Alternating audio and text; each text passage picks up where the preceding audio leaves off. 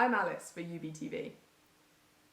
As a student TV station, we've heard that student housing is generally pretty bad. So we've created this short documentary exploring if landlords are taking advantage of students as a renting group.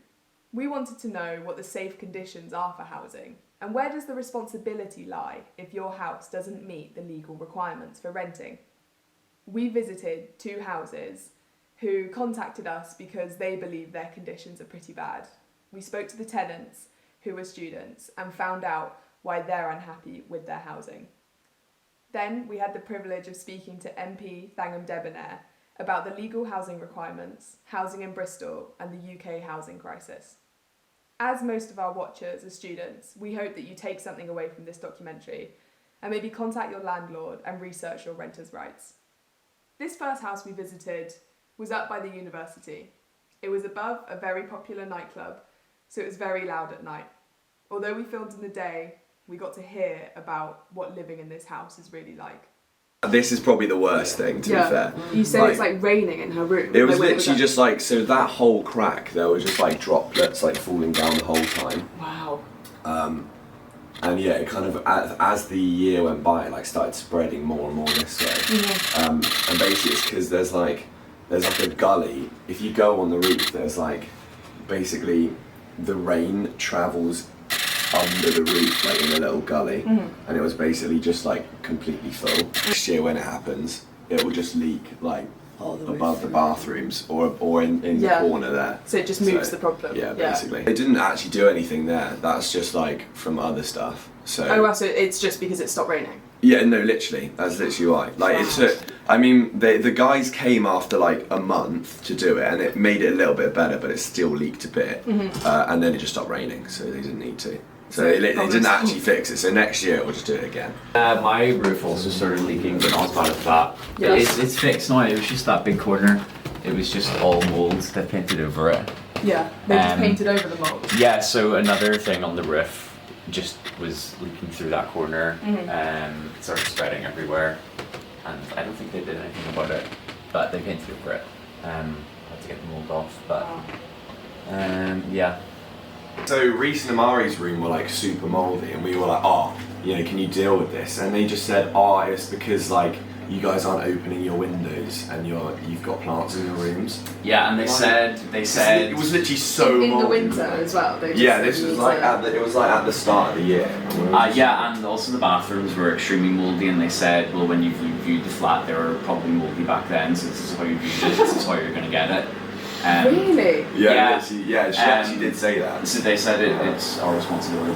What were the mouldy rooms like when you in the winter then? And what was that extent of mould? Like, can you paint that picture? It was kind of like, just kind of dotty, like mould as you did. Like it wasn't like visible like that was. It was kind of just like you could see like the black dots. Like all over? Yeah, like all over the ceiling. Wow. And then they just painted over them. We had to complain about how the shower wouldn't drain for a couple of days, and they told us to use drain and blocker, but we'd already done it by that point. But yeah, we couldn't use the shower and we had to use the gym shower. Wow. Oh yeah, the fridge just like sort of collects water, so we'll like drain that out every like 2 weeks or so, and then it just does that again, which is literally vile. Yeah. And then the freezer, the brick is to keep it open, so if someone forgets to replace it, it just freezes over. So now everything's kind of locked in ice. You can see like it gets wetter, so it's more obvious, but you can see it like seeping through the ceiling as well. Wow. Well, bubbling. What Yeah, so like there would be like bubbles in the paint where the like tryptophan for this oven, that's just not big enough.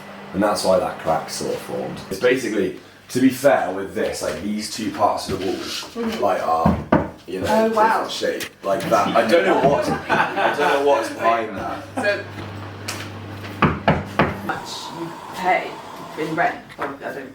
Yeah, it's fine. Yeah, that's fine. We 142, I think. Yeah, 142. Without bills. So how much is that a month? About 610, Yeah. 620 maybe, around that. Yeah, so it's kind of... How do you feel about that? I mean, to be fair, it's not for a awful. flat in the centre of Bristol. It's not super high, but for this, it's pretty For good. the zinc glazing as well, it does just let all the sound in, plus the gap underneath. It doesn't help. Did someone also say we are on the 3rd floor? Like, there's 2 flats below you, aren't the there? flats below us Much definitely have worse. it worse, but like, Yeah.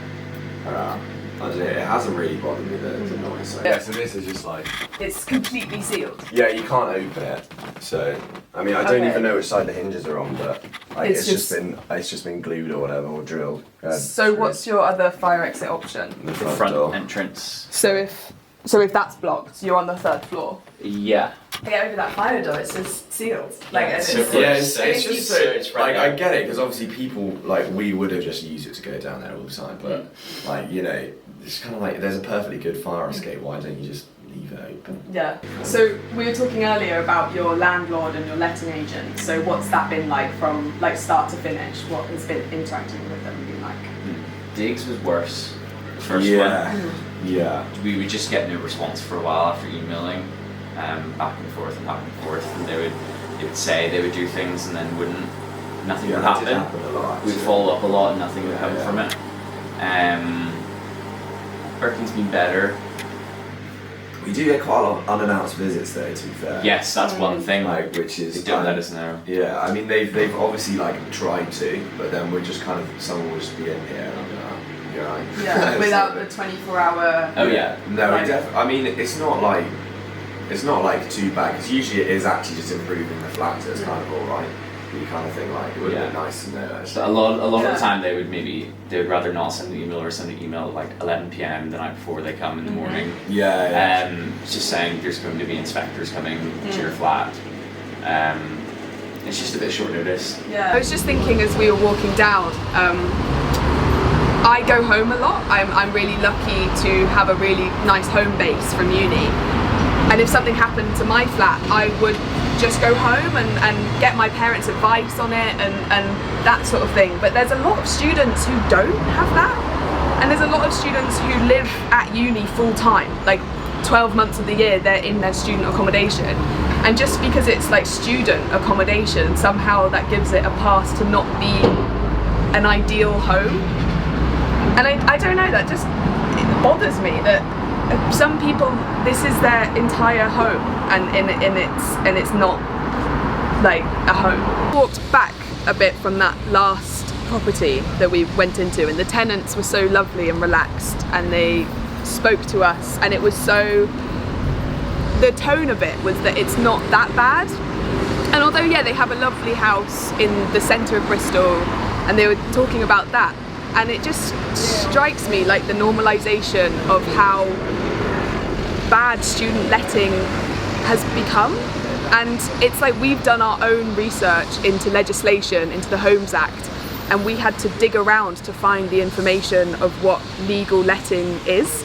And I'm just thinking about like students not knowing their rights, being taken advantage of, and it's become a normalised thing. Like they had mould in their house and that is not okay, but it's not that bad. And I don't want it to sound like I'm riffing on those tenants because they were absolutely lovely and they have, you know, it is a nice flat, it's nice enough, but I think it speaks to the wider problem that students are having. This second house was full of more vulnerable people who are living in a place in the centre of Bristol that they find unsafe. I find it interesting in this clip that the tenant we spoke to has actually moved in with her boyfriend now because she found that her housing was inadequate. This is our bathroom. It's our only shower in a 6-man house. Yeah. It doesn't have a door handle, so you sort of just have to prise it open, which hurts. And also you can't bend over in the shower without opening it. Yeah. So unless you're really tiny as a person, it's a really inaccessible shower. So this is the only bathroom for 6? We have a toilet downstairs, Okay. but only one shower. But yeah, and it's gross. Door handle. We complained about that when we moved in, and it still hasn't been fixed. Yeah. Flat of 6 people who all have like their life's belongings here. Like there's young professionals here, so everything they have to bring with them. So we had to buy this storage unit to actually fit everything in. So like all our kitchen stuff's up here. What about like fire exits? What's that like? Just the one front door. Just the front door. Just the front So door. there's no. So if there's a fire down here, obviously you probably wouldn't be able to fit. No one would be able to fit through those windows. No. So no fire exit. No fire exit. Okay, do you want to show us the upstairs section? Upstairs? Sure. I came home after Christmas and I'd been gone maybe a week and a half and my clothes in my wardrobe were all mouldy. Because I didn't want to leave the windows open while I was away. So yeah, I had to buy my own dehumidifier because all my clothes went mouldy after being away for a week. But yeah, I really wish I didn't have to shell out that much money for a tiny dehumidifier. Moving room. Yeah. Yeah, so there's just sort of mould everywhere, and yeah, everything on like the left half of my wardrobe just all went mouldy. What's your landlord been like? What's that been like for you? We haven't really interacted much with our landlord. It's always sort of been like text the maintenance man. Maintenance man comes without warning. Like he's really nice, but like he like does like half done jobs. So he came, fixed things, but not completely, and then went on holiday for 2 weeks. And we haven't been able to contact him. And now we're moving out. So yeah, there were things we complained about as soon as we moved in. Like the first week we were here, we sort of like logged it. We're like, these are the issues that are wrong. Like, please can they be fixed? And now that we're moving out, they're sort of fixing them for the next people. Yeah. And not for us. So it took a long time to get these things fixed, or Well, not a year. at all? Yeah, not at all. Yeah. Nothing's been fully fixed yet that we've complained about. Yeah, so we asked them to fix this hole in the wall since we moved in, because it happened like the first week. And they finally came 2 weeks ago, but they didn't tell us they were coming, so we opened the door straight into it and got plaster all over the door handle, which is stuck there now. And they came and refixed it. But the reason we opened the door into the wall is because they didn't give us any notice. And I was walking around in my underwear and heard a man's voice in the house and got really scared, so I went and hid in my bedroom. And I asked my flatmates, I was like, oh, did I miss something? Is someone visiting? They were like, no, we haven't heard anything from the landlord. Like, we haven't had any notice that someone's coming, so there shouldn't be anyone in the flat. But there was, which is really scary. So they had a key, they just let themselves in. Yeah. Wow. And then they also came to fix our extractor fan. Yeah. Again, 2 weeks ago. But they didn't put the unit back on, and also we've had to duct tape it down because it wasn't fixed. Wow. So they left it like that. Yeah. So when you exposed. turn it on, it just like billows around. So we've had to duct tape it down, and then they left that out. Yeah. So it just looks like that now. Okay. Does it work? Is it an extractor fan? It works once we've duct taped it, but it didn't work before we personally duct taped it. Yeah. Yeah. What's been the worst bit about like living here? Well, what's your like biggest complaint? My biggest complaint is definitely just the location and being scared to go home at night. Like I have to leave places early because I'm like, oh, I'll have to walk home, and I can't even get an Uber home because it's not the walk home that's the bad thing, it's the alley.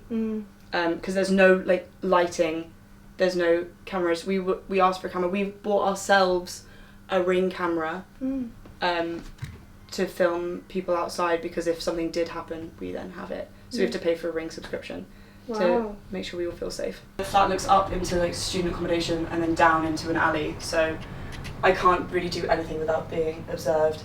And this alley is known as Rat Alley, and there's like a rat infestation. There's like 50 rats that run across your feet when you walk down it. And also known as Piss Alley, because drunk men come down and piss down here. So I have to have noise cancelling headphones When I sleep. Because every night. Every night. So I sleep here one night a week. I sleep at my boyfriend's house because he'll drop me off and go, I actually don't feel comfortable leaving you here. So yeah. Wow. A lot of the time the bin men say they can't come collect our recycling because it's mixed, but that's because people come down the alley and just put stuff in our bins. And we've got a lot of local businesses, and there's a lot of fly tipping. Yeah. Like people love this alley for fly tipping. Yeah, and then there's just rubbish everywhere. We ask for it to be treated. Yeah. So yeah. My flatmate put privacy peel up herself because she was getting just hate crime through the window. Yeah. She was having like fatphobic comments yelled at her through her bedroom window while she was just trying to like live. Yeah. So we've had to memorize where like the rat holes are, because they'll emerge from there, they'll dive into there. So there's like sewer grates, but there's also just like holes in the buildings that they'll disappear into. So probably like in our walls and stuff. In that ground floor window, someone tried to stuff like a dead rat through my flatmate's window, and then it wouldn't fit, so they just started stuffing like kebab trash through her window. This was just a random... Just a random person. On the street? Yeah. Wow. And even with the privacy peel, you can still see in, you can see that there's a person living there. Yeah. Target. Yeah. So yeah, really terrifying. So you've basically moved out now. I've moved out. I've moved into my boyfriend's house until I need to move into my next place. So how long have you not lived here full time? Like how long's that been? Probably the entire year. I've just lived here maybe 2 nights a week. Yeah. Which is we weren't like properly dating. I just was like desperate for somewhere else to stay. And my friends don't walk me home because it's like the opposite direction from the clubs. So I always feel quite at risk, so I'd rather walk to Clifton than walk here. And you said earlier about the thinness of your front door, how scary that is. Yes, it just feels like there's just this tiny piece of wood between me and like drunk men, and when we've had people over, like people in the alley have just walked into our house, and then I've had to kick them out, which has just been really terrifying. And yeah, like there's people like urinating down the alley at like middle of the day, like 5 p.m. Like Costa's open, like just because there's bins here. I think people don't realise that there's houses here, but there are, and it's just really terrifying. Like waking up and just hearing like drunk men's voices, because I feel more at risk in my house than I do anywhere else. So yeah, I live in an entirely queer flat, and we got hate crimed our first week during a heat wave. So we.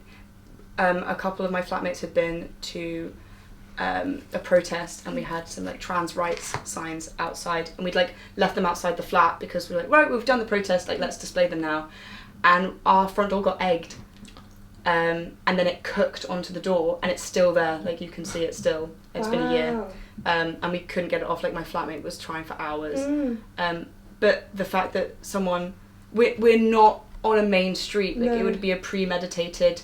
Maybe they already had eggs and came down and saw it, but I doubt that. So they would have had to go, seen our sign, go out, buy the eggs, come back just to egg us. I'm so sorry. So that was like a really horrifying moment. It's like, oh, it's our first week here, this is what it's going to be like for the rest of the year. At your bedroom? Yeah, so then the top floor is a different flat. Top floor, yeah. But yeah, you can literally see yourself, like you could see you getting changed clearly here. Yeah. If you don't mind me asking, how much rent do you pay? It's £128 a week, which is a lot better than what I was doing last year on like Tyndall's Park Road, but also it's to live in a rat-infested flat. And our bills have like skyrocketed, not just because of cost of living, but because it's so dark. We always have to have our lights on. Yeah, you don't, like in here now, you have to have the light on, otherwise you'd be in, and it's, what, 2 p.m? Yeah. This is the kitchen at 2 p.m. Yeah, so it's a really, really sunny day here. So our electricity bill is insane. Yeah, right. All our lights are always on. So more windows that aren't accessible to enough light. And then down there is, what do you describe it, Fran, as? Just like a dumping ground? Like a rubbish pit. So the most light is this hallway. Yeah. Which is great if you want to hang out in the hallway. What change would you want to see?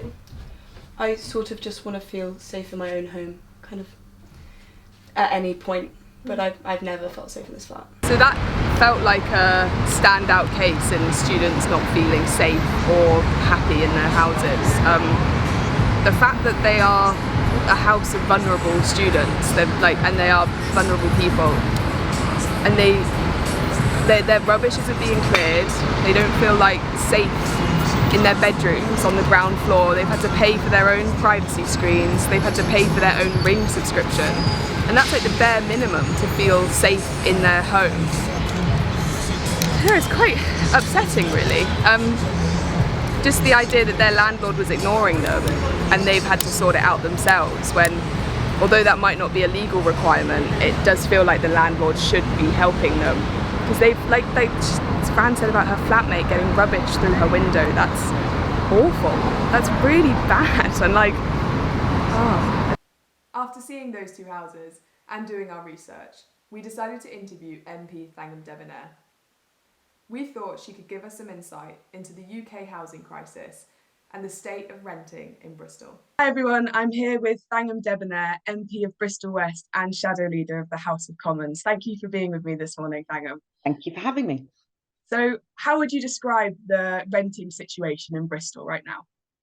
Well, I think for a lot of people, possibly most renters, it's absolutely dire. And that's to do with a few things. So one is a chronic shortage of housing nationwide, but exacerbated in cities such as Bristol, where the prices have gone up and supply has not met demand. It's the first thing. The second thing is renting in general has got more and more expensive in cities, particularly those cities that are commutable to London, but also just other cities in general where the demand has gone up. That pushes the price up.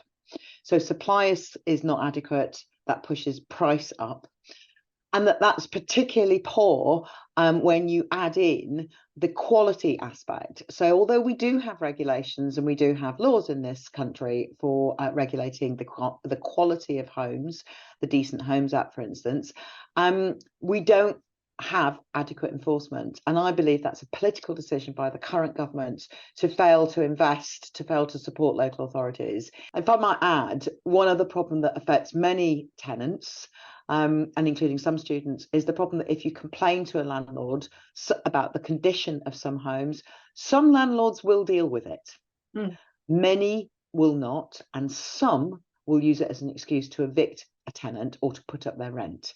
Now, that points to the problem with the rented sector more generally, which is things like the so-called Section 21 provision.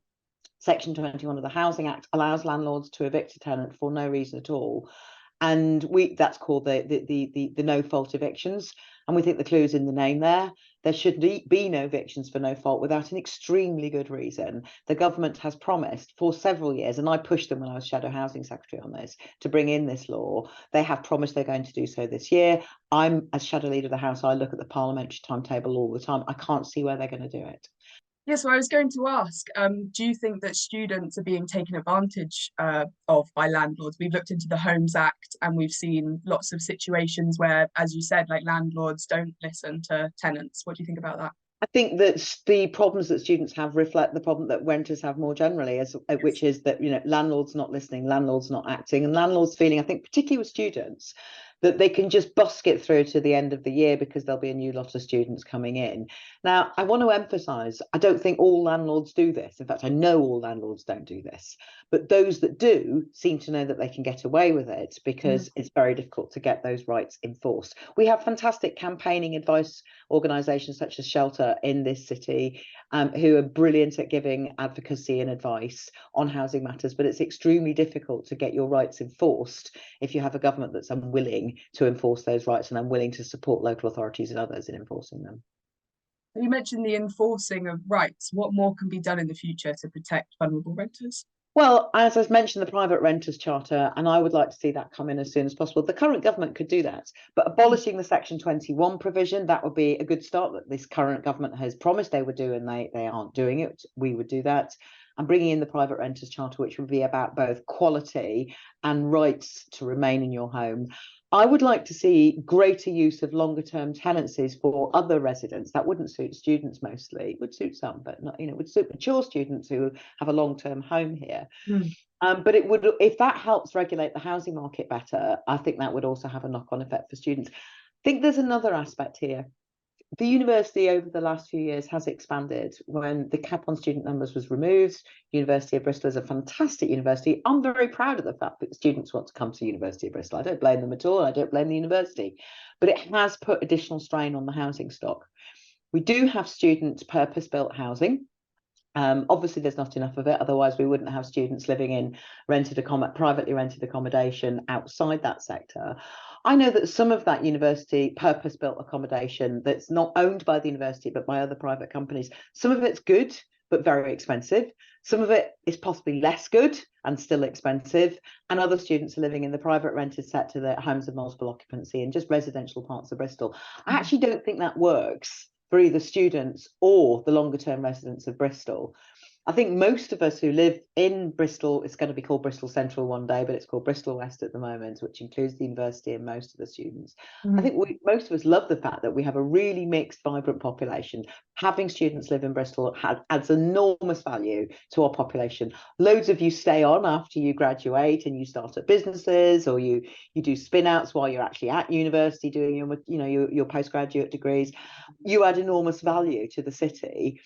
And I think that balance between the longer term residents and their needs and the student residents, we haven't got that right at the moment. And I think that's a job of work that certainly an incoming Labour government, I will as your local representative, but also as a member of that incoming Labour Party government. I don't know if I'll be in government, but the party of government. I hope that if we win that general election, it will be one of the first things that as a constituency MP I want to help sort out.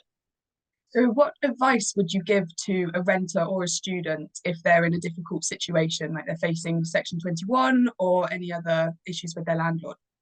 Get a specialist advice, because there will be different situations, and I know that the Students' Union does provide specialist advice. I think that's important. I'd also say get ahead early. Try to make sure that from the start you keep up with paying your rent. And that I know is difficult because rents are not cheap, but it makes it harder to prove your case on quality if your landlord can point back and say, well, you're not keeping up with the rent. And final question, Thangam, who do you think is responsible for vulnerable renters and students? I think that every landlord has to be responsible for their own property, for a start. I think that we also have a housing market that has been distorted by various factors over the course of decades, actually. There's also current failure to take responsibility, and there's also downright NIMBYism. And this is partly a government responsibility, because governments need to be able to stand up and work with communities on what's the right housing for them, but also stand up and say to people who already have a good home, we do need to build more homes. And that will mean a change in the population in your area, and we understand that change is difficult, and we need to work with you to how to make that as smooth as possible, but we do need to build homes. So I think we need a discussion as a city and as a country about how do we want to have our housing, and that requires being quite imaginative, but also being quite thoughtful, and where necessary apportioning responsibility, but trying not to think of all landlords are bad, because some landlords are not, and many landlords are just trying to get by like everybody else, but having strong regulation, tough enforcement on those that are. Thank you so much for speaking to me today, Thangam. Thank you for having me, Alice. Myself and the rest of the team at UBTV, thank you for watching our short documentary. It's taken us an entire summer to get this filmed, and we feel really passionate that the state of student renting needs to be improved. Not all landlords are bad, but it feels like the state of student housing is really bad. I feel like most students know of a friend or a neighbour that lives in a state that doesn't quite feel right. If this documentary feels all too familiar, we'll leave some links below for resources that can help you out. Thank you for watching.